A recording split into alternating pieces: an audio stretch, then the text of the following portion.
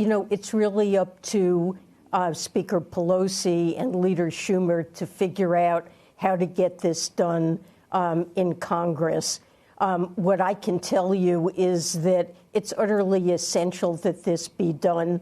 I've said that by the 18th of October, we will be out of extraordinary measures, have limited cash, and likely to exhaust it very quickly. And so I do regard October 18th as a deadline. It would be catastrophic to not pay the government's bills, for us to be in a position where we lack the resources to pay the government's bills. It really undermines confidence in the full faith and credit of the United States, our willingness to stand behind our debts and make sure that we pay them.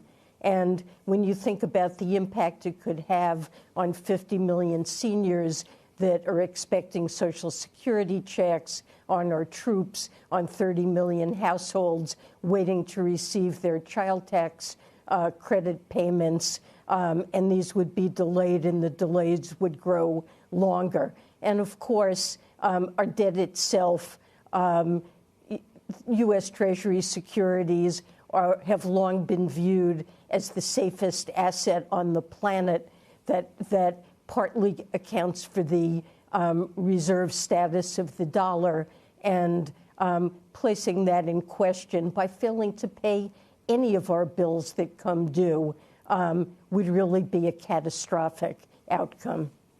I recognize... I fully expect it would cause a recession as well. I recognize that this is ultimately going to be the responsibility of the Senate and the House. But let me ask you this. Senator McConnell did put it on there, put the responsibility on the Speaker of the House and the Senate Democratic leader yesterday. And then Senator Manchin yesterday said maybe the approach in terms of the tools that are available should be reconciliation, that Democrats should do it in reconciliation. Would you support that? Well, Andrew, I support getting it done. This has long been done on a bipartisan basis. The debt ceiling has been raised almost 80 times since 1960, and almost always on a bipartisan basis. This shouldn't be the responsibility of one party or the other. We have to raise the debt ceiling as a routine matter whenever the country runs budget deficits. And with the exception of a few years in the late 1990s, this has happened during most of the post-war period. And it should be routine to raise it.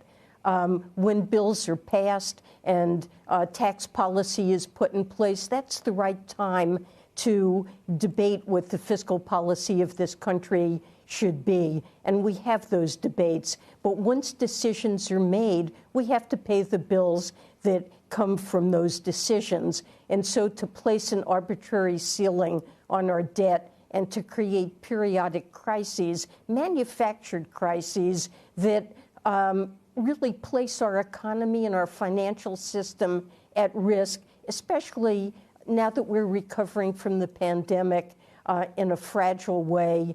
I consider this irresponsible. I believe that both parties have a responsibility to get this done, and it's really up to the Congress to decide how to manage it, but I believe it must be done.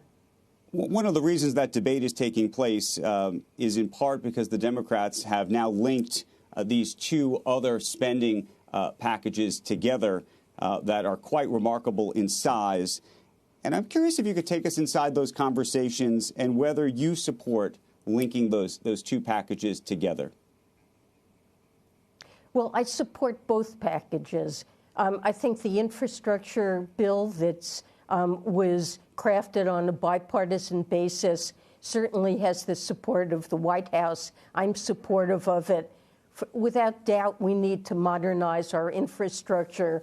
Our roads and bridges, in many cases, are crumbling. We need to upgrade our ports, our airports, to modernize our grid, to build electric power charging stations across the country, to promote the use of electric cars to address climate change. This is really important, but what's in the other package, the reconciliation package, is also tremendously important. It involves child care, paid leave, a child tax credit, investments in education, in early childhood education, and very important climate change initiatives. And all of these initiatives are important for our economy to be able to grow. Some of the supports for children and families will raise labor force participation, make it easier for women to work in the labor force, make us closer to most other advanced countries. Labor force participation for women now lags behind. Climate change, it's essential to deal with that. And look, this is a package that's paid for. We've proposed tax increases and improvements in enforcement that would serve to close what's estimated to be a $7 trillion tax gap over the next 10 years. So this is a fiscally responsible package. And the total spending is less than 1%. It's over 10 years, and it's less than 1% of GDP over those 10 years. In that sense, it's not very large.